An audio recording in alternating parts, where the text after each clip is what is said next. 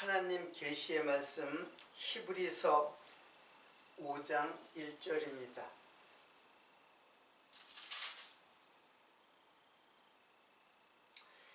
5장 1절부터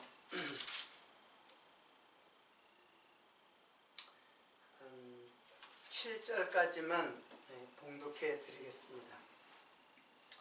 대제사장마다 사람 가운데서 취한 자이므로 하나님께 속한 일에 사람을 위하여 예물과 속지 않은 제사를 드리게 하나니 저가 무식하고 미혹한 자를 능히 용납할 수 있는 것은 자기도 연약에 쌓여 있음이라.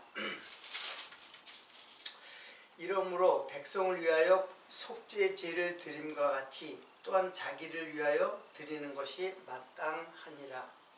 이 존귀는 아무나 스스로 취하지 못하고 오직 아론과 같이 하나님의 부르심을 입은 자라야 할 것이니라.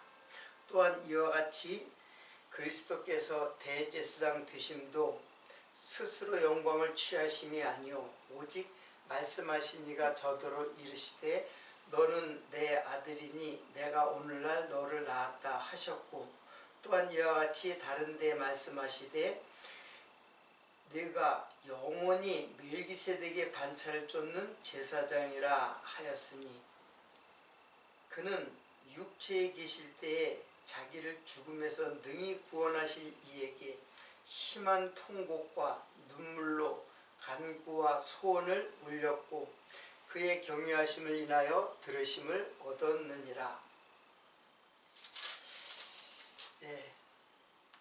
오늘은 지난 시간에 이어서 이제 지난 시간 4장을 마치고 오늘 5장을 공부하도록 하겠습니다. 지금 히브리서가 개진되는 이 말씀은 4장의 말씀은 대제사장이신 예수 그리스도, 지난 시간에는 대제사장이신 예수 그리스도에 대해서 설명을 하고 오늘은 이제 인간 대제사장에 대해서 설명을 함으로써 대제사장이 어떠한 임무를 어떠한 직임을 수행하는 사람인가를 이제 설명하고 있습니다. 그런데 이제 예수님은 대제사장이다 이제 그렇게 말씀하셨어요. 대제사장은 지난 시간에도 말씀드렸듯이 희생, 자기를 희생하고 봉사하는 일을 하는 그 제사의 일이죠. 속죄 제사의 일을 하는 자가 이제 대제사장인데, 예수께서는 속죄 제사의 그 봉사를 친히 몸소 속죄 제물의 제사의 제물이 되어서 우리를 구원하시는 예수 그리스도에 대한 그런 직임을 지금 소개하는 것입니다. 예수는 죄가 없으시죠. 죄 없으시니까 의인이란 말이에요. 인간은 다 죄인인데 오직 예수만이 의인이신데, 예수에게 하나님께서 죄를 정하셨어요. 자, 하나님께서는 예수에게 죄를 정하셨다. 이 말은 매우 구속의 사건에서 매우 의미 있는 개념이에요. 죄라는 것은 우리가 생각할 때는 율법을 범하면서 거짓말하고 남을 미워하고 살인하고 간음하고 도둑질하고 이런 것들을 죄라고 생각을 해요. 물론 그것이 죄가 아니라는 것이 아니라 그거는 죄의 본질을 설명하는 말이 아니에요. 죄의 본질은 무엇이냐면은 하나님께서 죄를 정하는 거예요. 자, 그걸 이제 우리는 정죄라고 해요. 정죄. 하나님께서는 죄를 정하세요. 그러니까 최초의 죄의 본질은 무슨 행위하고 관계없이 하나님께서 이것이 죄다라고 정하는 것이 그게 죄예요. 그래서 예수 그리스도에게 그는 원래는 의인이죠. 원래 예수님은 의인이란 말이에요. 하늘의 의인인데 그 예수에게 죄를 정하세요. 그러니까 이제 죄인이 되신 거죠. 예수께서는 의인이신 그분은 친히 죄를 지으시지 않으시는 죄와는 전혀 관계가 없는 분이에요. 아예 관계가 없는 분이에요. 그런 의인을 갖다가 하나님께서 죄를 이게 이제 죄를 정했다라는 거예요. 그건 왜 그러느냐? 하나님의 그 백성인 성도는 원래 죄인이죠. 죄인. 근데 죄인을 친히 예수께서 죄인이 되셔서 우리를 구원하셔서 우리를 의인 삼으시는 것, 이게 이제 구속이잖아요. 성도를 죄에서 구원하여 의인 삼으시고 하나님의 아들이 되게 하시는 것, 하나님의 백성, 하나님의 백성보다 더 구체적으로는 하나님의 아들이 되게 하시는 것. 누구를? 성도, 여러분과 나를 하나님의 아들이 되게 하시는 것. 왜 예수께서 의인이신데 죄인이 되시냐면 이게 하나님의 죄인이 됐다는 것은 이게 하나님의 아들로서 오신 것이 바로 이게 육체로 온 거거든요. 괜찮아요. 하나님의 아들로 왔다는 것은 육체로 왔다는 거예요. 여인의 후손으로 왔다는 것. 육체로 왔다는 것. 육체로 온 것 자체가 바로 죄인으로 왔다는 것을 의미하는 사건이에요. 그래서 예수님이 육체로 오신 것은 의인이신 예수께서 육체로 오신 것은 바로 죄인이 되었다 그런 뜻이에요. 왜? 우리가 죄인이기 때문에 우리와 같이 되기 위하여. 그래서 친히 죄인이 되신 거예요. 왜? 하나님께서 그렇게 하셨다는 거예요. 정죄.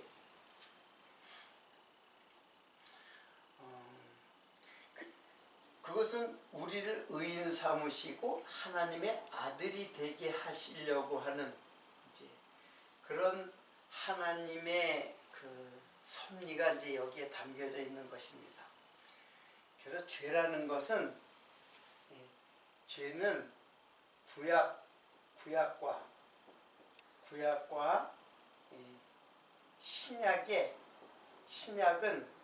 구약은 무엇에 의해서 죄가 결정되냐면 율법에 의해서 죄를 이제 정하게 되는 거죠. 율법이 기준이 돼서 이제 죄가 되는 거예요.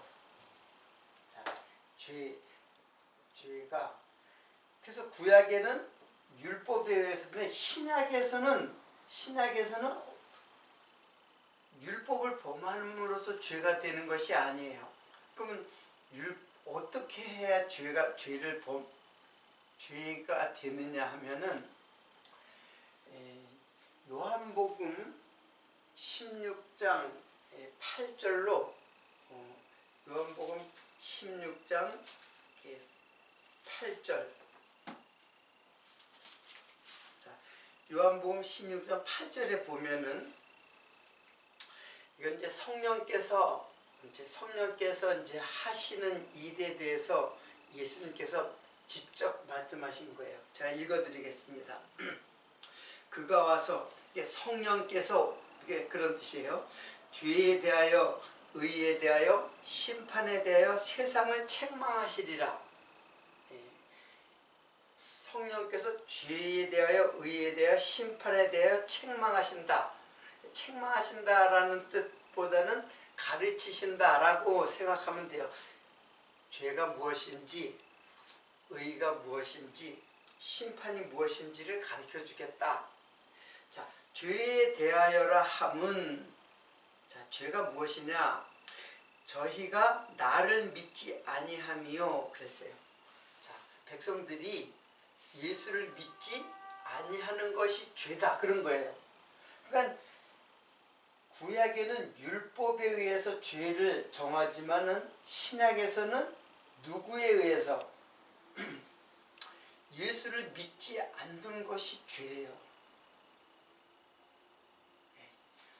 인간은 육체로 왔기 때문에 죄를 범하지 않을, 죄에서 벗어날 수 있는 인생은 아무도 없어요.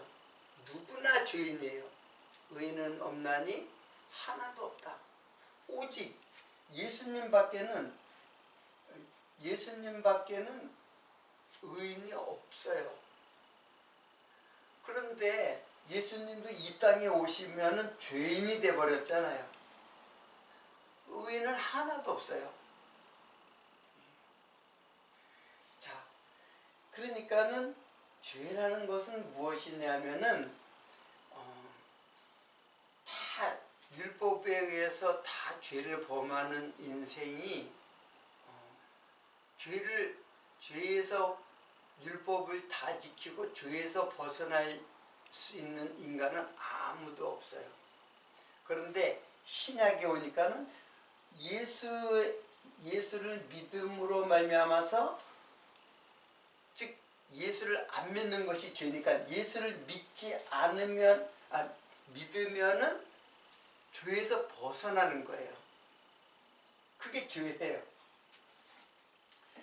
율법을 범하고 안식일을 범하고 구약의 그 명령한 계명들을 다 범하면은 죄인이 된다.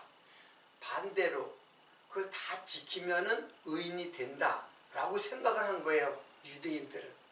그거 아니고 예수를 믿어야 죄에서 너희가 벗어나는 것이, 그게 죄라는 것이지, 행위로 율법을 다 지키는 것으로다가 죄를 벗어날 수 있는 것은 없다. 이제 그런 거예요. 그러니까는 이 죄는, 하나님께서 죄를 정하신 거는 누구를 소개시키기 위해서 죄를 정하셨냐면 바로 예수가 누구신지를 알게 하려고. 그래서 죄를 정한 거예요. 예수에게. 그래서 성도를 구원하시는 그 구원 섭리의 목적을 위해서 예수에게 죄를 정하신 것이에요. 자, 일단 이것이, 자, 히브리서가 전개해 나가는 내용입니다. 그래서 그 일을 누가 하시느냐면 바로 대제사장이신 예수가 하는 거예요. 대제사장이신 예수께서 하시는 일이에요. 그런데 오늘은 인간의 대제사장을 하나님께서 부르시거든요. 자, 요거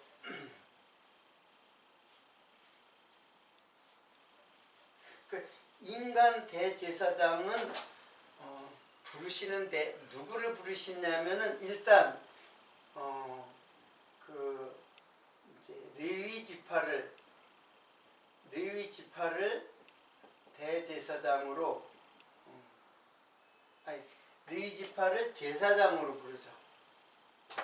레위 지파를 제사장으로 불러요. 제사장 지파가, 레위 지파가 제사장 지파가 되는 거예요. 근데 그 레위 레위 지파 중에서 아론의 그 반차를 쫓은 제사장이 바로 대제사장이 되는 거예요. 그래서 최초의 그 대제사장이 누구냐면 아론이에요. 최초의 대제사장이 아론이고, 그리고 대제사장은 세습이 돼요. 계속 아론의 그 가족을 통해서 대제사장의 직임을 이제 얻게 되는 거죠. 이게 이제 대제사장이에요. 근데 이제 예수님 당시에는 대제사장이 완전히 정치와 결탁해가지고 예수를 십자가에 못 박는 그러한 그 종교 지도자들이 되었죠. 종교 지도자들이 되어서 예수를 십자가에 못 박는데 큰 일을 한 자들이 예수님 당시의 대제사장이에요. 자, 일단은 그렇게 알고 오늘 본문 말씀을 이제 보도록 하겠습니다. 대제사장마다 사람 가운데서 취한 자임으로 하나님께 속한 일에 사람을 위하여 예물과 속죄하는 제사를 드리게 하나니. 자, 이 말은 대제사장도 이게 사람이잖아요. 사람이니까 사람은 다 죄인인데 어떻게 제사 일을 할 수 있는가? 그래서 하나님께서는 사람 레위 지파의 제사장 그리고 아론을 통해서 자기도 속죄하는 제사를 먼저 드리게 돼요. 자, 그것이 어디에 나오냐면 레위기에 나와요. 제가 읽어드리겠습니다. 아론은 자기를 위한 속죄제의 숫송아지를 드리되 자기와 권속을 위하여 속죄하고. 자, 자기와 아론과 권속. 이 권속은 이제 자기 가족 친척들을 말하는 거예요. 그러니까는 아론과 친척, 그러니까 뭐예요? 레위 지파죠. 레위 지파 사람들, 아론 대제사장과 제사장들을 위해서 속죄제를 지내요. 왜? 자기도 인간이기 때문에, 자기도 죄인이기 때문에.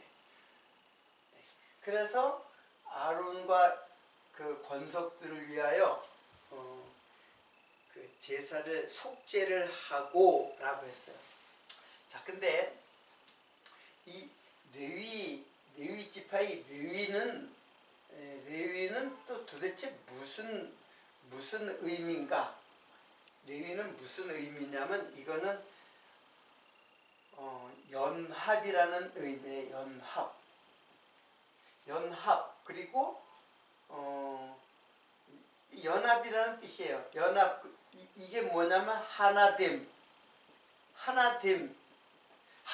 하는 것, 하나 되게 하는 지파가 이름 레위라고 하는 이름이 바로 그런 뜻이에요. 야곱이 12아들을 낳았죠.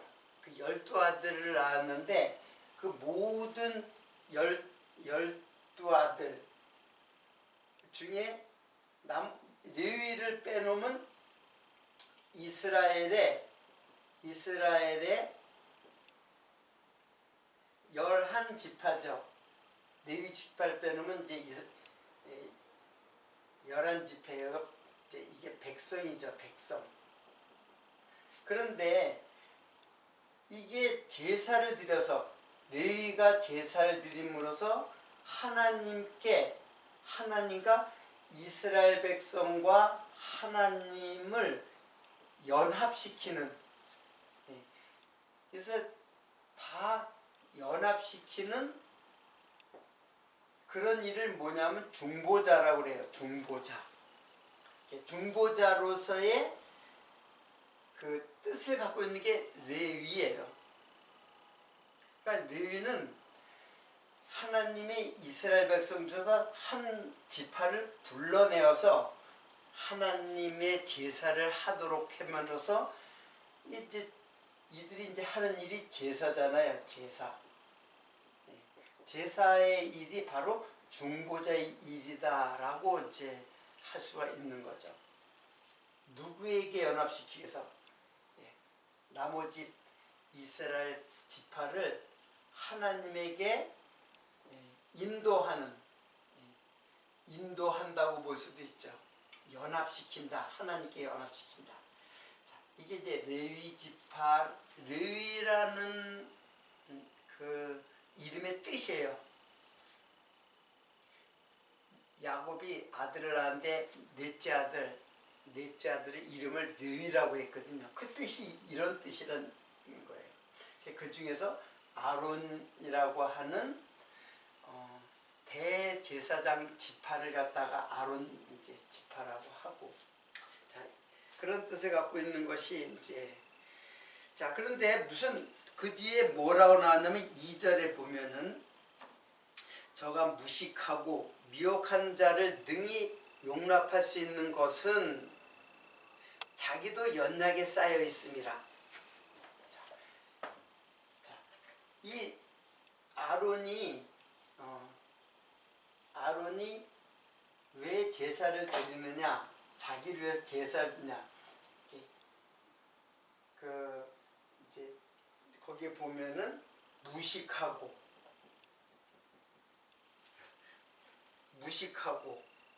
그리고 미혹한 자를 용납할 수 있는 것은 자기도 연약에 쌓여 있습니다.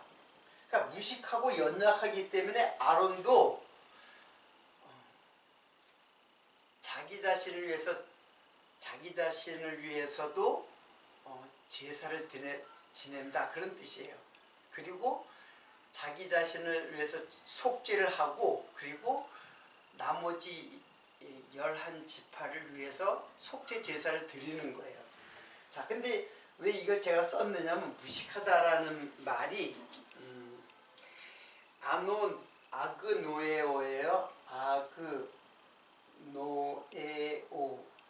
자, 아그노에오라는 말은, 이거 노에오가, 이 아그는 부정 접두사예요. 그러니까는 노에오는 이제 깨닫다, 인식하다. 근데 아그가 들어왔으니까 깨닫고 인식하지 못한다. 그런 게 이제 무식이에요. 우리가 이 번역을 무식하다고 이제 그렇게 했는데, 그냥 깨닫지 못하고 그렇게 번역했으면 좋았을 텐데, 무식하다라니까는 배우지 못하고 잘 알지 못하고 지식이 없는 것, 뭐 그런 식으로, 뭐 틀린 건 아니지만은 그렇게 되는데, 사실은 깨닫지 못하는 거예요. 지금 이 말은 무슨 의미를 말하면 예수를 깨닫지 못하는 게 죄인이에요. 예수를 깨닫지 못하는 것.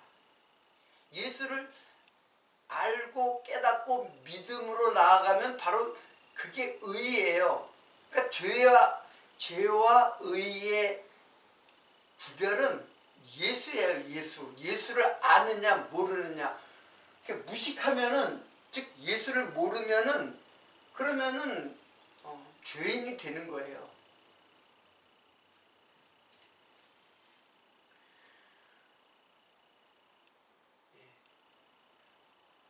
그러니까는 여러분과 나는 이제 무식한 자가 아니죠. 왜? 깨닫는 자예요. 무엇을 깨닫느냐? 죄를 깨닫는 거예요. 죄를 깨달아야만 예수에게 나아갈 수가 있지, 죄를 깨닫지 못하면 자기가 잘난 줄 알고 있단 말이에요. 인간은 누구나. 그게 무식한 거예요. 자기 잘났다고 이야기하는 거는 무식하기 짝이 없는 자가 자기가 잘났다고 자기를 자랑하는 자. 그 유대인들은 다 자기 의를 자랑하고 자기 육체를 자랑하는 자들이에요. 바울이 나는 예수 그리스도 외에는 자랑할 게 아무도 없다. 그 예수님을 아는 거죠. 그러니까 죄를 아는 것이 의를 아는 것이에요. 내가 죄인인 줄 아는 것이 의인이신 예수를 아는 거예요. 그러니까 이게 얼마나 중요한 거예요, 이게.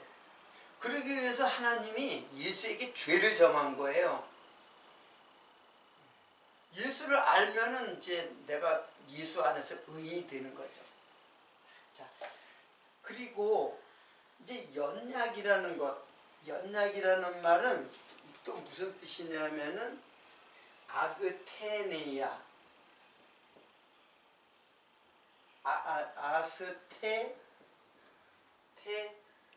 아스테네이아, 이런데 이거는 뭐냐면 이게 질병이에요. 질병, 병에 걸리는 것, 병자가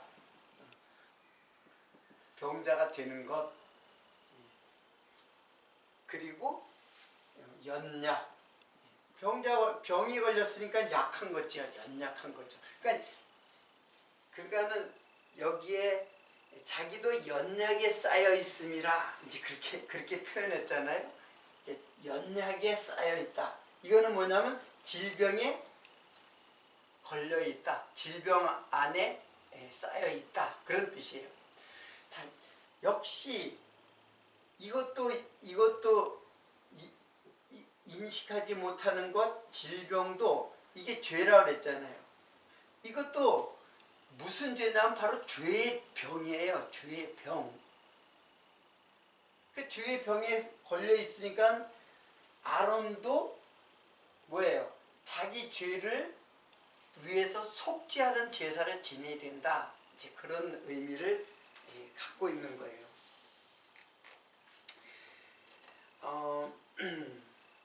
자, 그러면은 이제 3절에 보면은 이러므로 백성을 위하여 속죄제를 드림과 같이 또한 자기를 위하여 드리는 것이 마땅하니라. 그래서 이제 자기를 위해서 이제 자기도 그 속죄 제사를 드리는 거죠. 이 존귀는 자 이렇게 이러한 존귀 영광스러운 직임은 아무나 스스로 취하지 못하고 오직 아론과 같이 하나님의 부르심을 입은 자라야 할 것이니라. 아론이 내가 대제사장이 되겠다고 해서 된 게 아니에요. 하나님께서 아론을 부르셨어요. 그래서 아론으로 하여금 대제사장 직임을 주고 대대로 아론의 그 이제 세습을 통해서 대제사장들이 이제 나오는 것입니다. 이와 같이 5절입니다.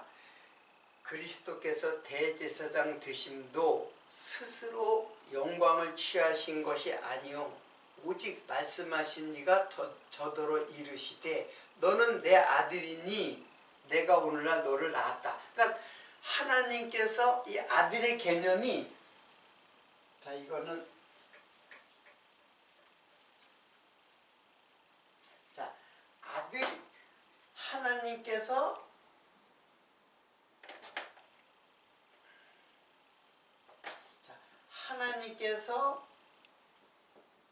부르셨다. 요게 아들이에요. 여기서 그렇게 됐잖아요. 이와 같이 그리스도께서 대제사장 되심도 스스로 영광을 취하신 것이 아니요 오직 말씀하신 이가 저더러 이르시되 너는 내 아들이니 내가 오늘날 너를 낳았다. 자, 하나님께서 누굴 낳았어요? 예수 그리스도. 이게 하나님의 아들이에요. 하나님 아들이 예수 그리스도잖아요. 자, 하나님께서 하나님의 아들도 부르셨다 그래요. 그러니까 아들이라는 게 바로 부르셨다라는 개념이 바로 아들의 개념이에요. 제사장도 스스로 대제사장이 된 것이 아니라 하나님께서 부르셨어요. 그리고 예수도 부르셨는데 그게 바로 하나님의 아들이다 그런 거예요. 자, 그러면은 여기서 가장 중요한 지금 히브리서가 계속해서 말씀하고자 하는 가장 중요한 의미와 뜻이 무엇이냐면 왜 하나님께서 하나님의 아들과 저는 이걸 갖다가 동등이라 그랬잖아요. 하나님이 곧 하나님의 아들이라고 그랬잖아요. 근데 왜 하나님이 아들로 오셨는가를 이해하는 것이 이게 신앙의 가장 중요한 거예요. 히브리서의 이 내용은 우리의 구원을 어떻게 이해하고 어떻게 결정되어지는가 그 믿음을 규명할 수 있는 가장 중요한 거예요. 우리는 뭘 믿어야 되냐? 하나님의 아들 예수 그리스도는 바로 하나님이다라는 것을 이걸 믿는 믿음이거든요. 바로 예수가 하나님이에요. 근데 왜 아들이라고 하는, 그러니까 우리는 아들 하면은 곧 어떻게 생각해요? 육신을 가진 우리는 내가 아들을 낳았다, 자녀를 낳았다. 그러니까는 아버지와 아들을 완전히 하나님 아버지와 아들의 관계로 지금 여기를 육체적으로 아들의 관계로 이해를 할 수밖에 없어요. 그럴 수밖에 없어요. 인식이. 그런데 성경은 그렇지 않아요. 성경은 바로 하나님이 아들로 하셨어요. 통은 다른 사람의 아들도 아니라 하나님이 자신의 아들로 오신 거예요. 이게 이제 하나님 부르셨다라는 의미와 서로 맥을 같이 이제 하는 것이죠. 자, 그러면 왜 하나님과 하나님 아들이 같은 분인가? 이거는 제가 사실은 전에도 설명을 했어요. 설명을 했는데 간단하게 다시 한번 설명을 하겠습니다. 6절하고 7절까지 한번 마저 읽고 설명을 하겠습니다. 또한 이와 같이 다른데 말씀하시되 네가 영원히 멜기세덱의 반차를 쫓는 제사장이라. 지금 누구 보고? 예수 보고 하나님의 영원한 제사장이다. 하나님의 영원한 제사장이다. 그런데 어떤 반차? 영원한 멜기세덱을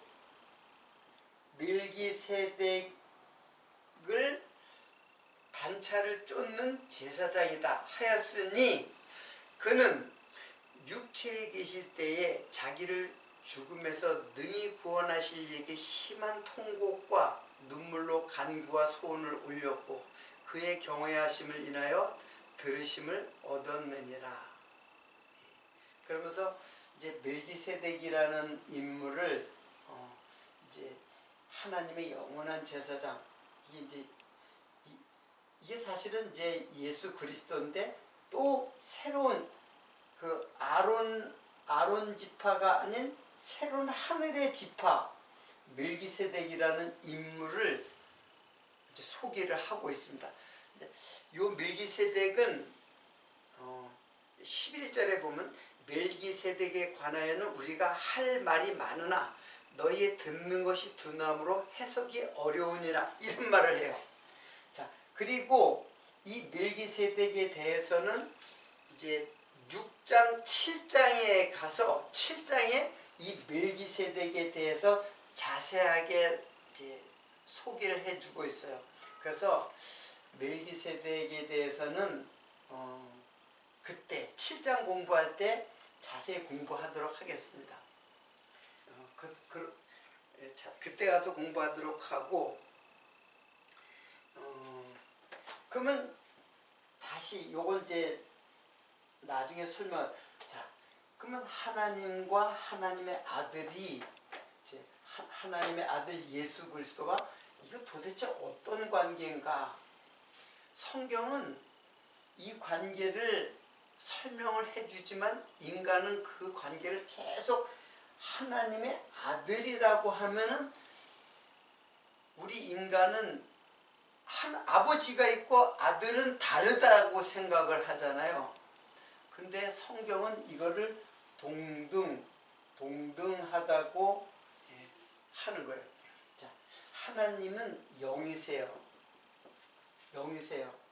그래서 영이신 하나님이 아들은 또 영으로 와야 되는데 육체로 왔어요. 육체로 왔기 때문에 아들이라고 하는 개념이 이제 여기에 들어오는 거예요. 그렇지만 예수님은 육체만 갖고 있는 게 아니라 영이시잖아요. 예수님도 영이란 말이에요. 하나님이란 말이에요. 하나님. 영이라는 말은 하나님이에요. 영의 존재는 하나님 한 분밖에 없어요. 그러니까 예수님이 바로 하나님이에요. 근데 왜 아들로 오셨느냐? 이게 바로 육체로 오셨다는 것을 의미하는 말씀이에요. 자, 그러면 하나님의 아들과 하나님이 어떻게 같은가를 히브리서 1장에 보면은 이거는 이제 이 말은 이제 천사에 대해서는 내가 너를 낳았다. 천사에 대해서는 내가 너를 낳았다 하지 않는다는 거예요. 내가 언제 천사 보고 너는 내 아들이라고 했느냐? 천사는 아니다 그런 뜻이에요. 그런데 히브리서 2장 7절에 보면은 2장 7절에 보면은 저를 잠깐 동안 천사보다 못하게 하시며 그런 말이 있어요. 자, 여기 이거 다 지우고. 자, 지금 이 말씀은 히브리서 2장을 공부할 때 다 설명을 했어요. 똑같은 설명을 제가 이제 복습을 하는 거예요. 그러니까 복습을 하는 거니까 여러분 잘 이해를 하시기 바랍니다. 거기에 보면은 저는 이제 예수님이에요. 예수님을 7절에 보면 저를 잠깐 동안 천사보다 못하게 하시며 영광과 존귀로 관쓰시며 그랬어요. 만물을 그 발 아래 복종케 하셨느니라. 그래서 예수를 천사보다 잠깐 못하게 하셨다 그랬어요. 그런데 이 히브리서 이 말은 시편의 이 말을 그대로 인용한 말이에요. 거기에도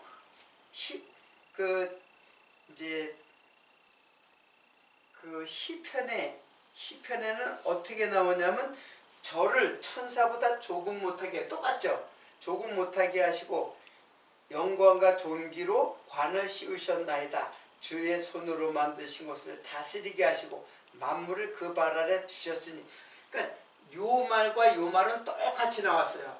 근데 중요한 거는 요게 천사보다라고 그랬어요. 여기는. 그런데 시편에 보면은 여기는 천사를 이제 여기는 뭐뭐보다 못하다 했을 때 천사라는 엔겔로스예요. 엔겔로스. 이게 천사예요. 천사. 이렇게 예수를 천사보다 못하게 하셨다. 잠깐 동안 못하게 하셨다. 그런데 시편에 보면은 예수를 엘로힘, 엔겔로스가 아니에요. 이게 엘로힘이에요. 엘로힘. 엘로힘보다 잠깐 동안 못하게 하셨다. 이제 그렇게 요게 시편에는 그렇게 쓰여져 있어요. 기록되어 있어요. 자, 그러면 예수는 하나님보다 잠깐 못하게 하셨다.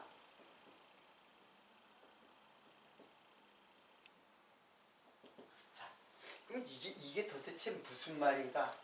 예수를 하나님보다 그러니까 천사보다가 아니에요. 이거는 이제 이 말에서 인용됐으니까 이 말이 더 중요한 거죠. 시편이. 이 말은 그러니까 잘못 인용을 한 거예요. 어떻게 예수를 하나님과 같이 생각했느냐, 하나님보다 잠깐 하나님과 비교하는 것을 했는가라고 생각하고 아마 천사로 이제 그렇게 이제 번역을 한 것 같아요. 근데 천사가 아니에요. 시편은 이제 원문이잖아요. 히브리 말로 된 원문이잖아요. 그 말을 봐야죠. 그럼 거기는 하나님보다 못하게 하셨다. 이제 그렇게 됐어요. 그러면 여기서 하나님보다 잠깐 못하게 하셨다. 이 말은 도대체 뭐예요? 하나님보다 잠깐 못하게 하셨다. 자, 이 말은 제가 이거 다 이제 설명을 이제 사실은 다 했는데 다시 한번 보는 겁니다. 여기서 하나님보다 잠깐이라고 하는 게 조금, 약간 이제 그런 뜻이에요. 잠깐 이제 그런 뜻인데 이 말은 무슨 어떻게 번역이 되냐면은 거의 그런 뜻이에요. 거의. 그리고 또 나아가서 곧 그런 뜻이에요. 즉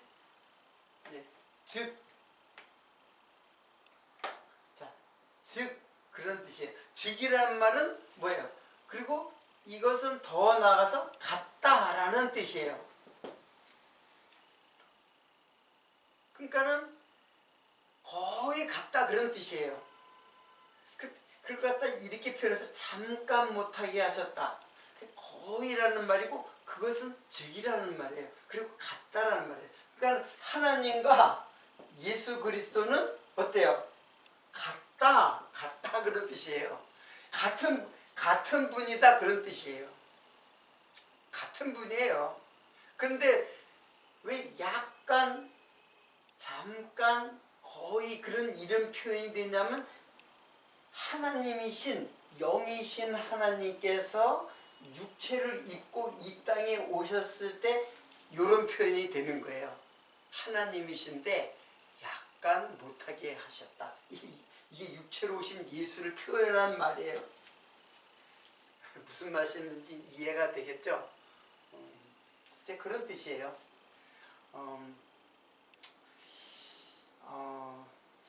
오늘 요것도 다 설명을 했는데 이거는 여러분들이 히브리서 1장을 공부할 때 이제 이걸 다시 한번 여러분들이 살펴보고, 간단하게 말하면 본체라는 말은 휘포스타시스, 즉 하나님, 예수는 하나님의 본체다. 본체다. 하나님의 본체다. 이 말이거든요. 예수는. 그는 하나님의 본체다. 이 본체라는 말이 뭐냐면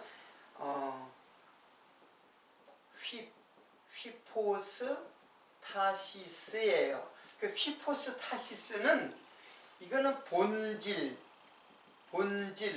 본체, 실상 그런 뜻이에요. 그러니까는 예수는 하나님의 본질이고 본체예요. 즉 하나님 자신이라는 말의 뜻이에요. 본체라는 이 휘포스타시스라는 말은.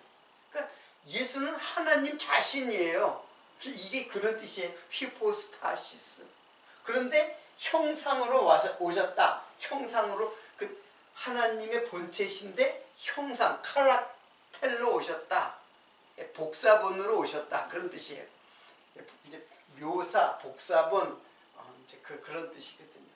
자, 이 내용은 제가 이제 히브리서 처음 강의할 때, 세 번째 강의였을 때요.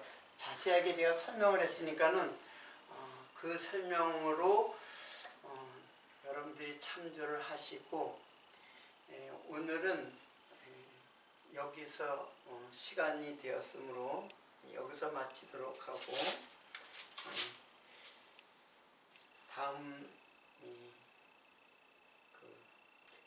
1절로부터 그 6절로부터 마지막 절까지는 다음 시간에 이어서 공부하도록 하고 오늘 여기서 마치도록 하겠습니다.